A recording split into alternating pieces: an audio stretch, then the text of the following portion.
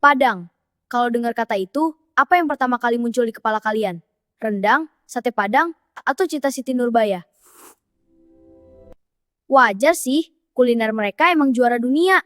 Tapi, pernah nggak kalian mikir, gimana sih kota itu bisa jadi kayak sekarang? Padang itu bukan cuma soal rasa di lidah, tapi juga soal jejak sejarah yang panjang banget di pesisir barat Sumatera. Lihat, jejak sejarahnya ada di sini. Mari kita tulis supaya lebih jelas. Hari ini, gue mau ngajak kalian mundur ke masa lalu. Jauh sebelum ada jam gadang di Bukit Tinggi, jauh sebelum jalan aspal kita ke Padang di masa awal. Dulu, Padang itu belum jadi kota. Di abad ke-15 dan 16, daerah ini masih dianggap sebagai daerah rantau oleh kerajaan Pagaruyung di pedalaman Minangkabau. Ini cuma kampung-kampung nelayan kecil di muara sungai, tempat singgah sementara. Tapi, lokasi ini strategis banget. Dia menghadap langsung ke Samudra Hindia. Dan di masa itu, dunia lagi gila-gilanya sama satu hal, rempah-rempah, terutama lada dan emas. Nah, bau rempah dan kilau emas inilah yang ngundang tamu-tamu jauh datang. Disinilah titik baliknya. Padang berubah dari kampung nelayan jadi rebutan kekuatan dunia. Masuklah abad ke-17, bangsa Eropa mulai berdatangan. Awalnya ada Portugis dan Inggris yang coba-coba bikin pos dagang. Tapi pemain utamanya datang di tahun 1660-an, VOC, Belanda. Belanda sadar, siapa yang menguasai muara Padang, dia menguasai pintu keluar masuk emas dan lada dari pedalaman Minangkabau. Padang resmi jadi pusat dagang VOC di pantai barat Sumatera. Ini masa-masa yang rumit. Di satu sisi, Padang jadi ramai banget.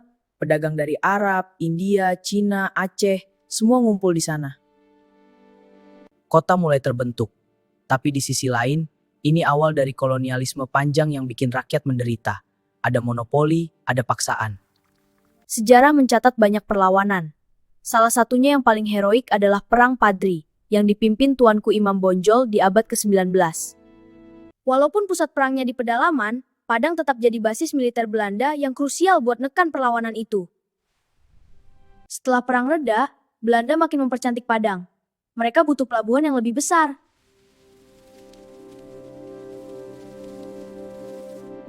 Tahun 88, Belanda membangun pelabuhan Eemshaven, yang sekarang kita kenal sebagai Teluk Bayur. Ini game changer. Padang jadi kota metropolitan kolonial.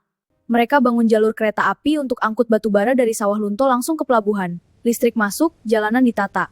Padang jadi kota modern, tapi ya itu, modern di bawah bendera penjajah. Lalu datanglah masa gelap lainnya. Pendudukan Jepang di tahun 40-an. Padang jadi basis pertahanan. Banyak bunker dibangun di sepanjang pantai. Masa yang singkat tapi sangat berat, sampai akhirnya kemerdekaan. Mereka! Padang kembali ke pangkuan Republik, jadi ibu kota Provinsi Sumatera Barat. Kota ini terus tumbuh melewati masa pergolakan PRRI. Melewati gempa bumi besar tahun 2009 yang pembangunan bersejarah. Tapi Padang itu tangguh, kayak orang-orangnya. Dia selalu bangkit lagi. Sekarang, Padang adalah perpaduan unik. Kota pendidikan, kota perdagangan, tapi nggak pernah ninggalin identitas Minangnya. Lihat aja bangunan-bangunannya, modern tapi tetap beratap gonjong. Jadi, lain kali kalau kalian makan nasi Padang, ingat ya, di balik kenikmatan itu, ada sejarah panjang tentang Pelaut Tangguh, Kuwagu. Aku Dito, pedagang lintas benua. Kami berlayar jauh membawa rempah ke Samudra Hindia. Kami lawan penjajah dengan gigih. Lihat ketahanan kota pesisir ini. Itu sejarah Padang yang hebat. Sampai jumpa!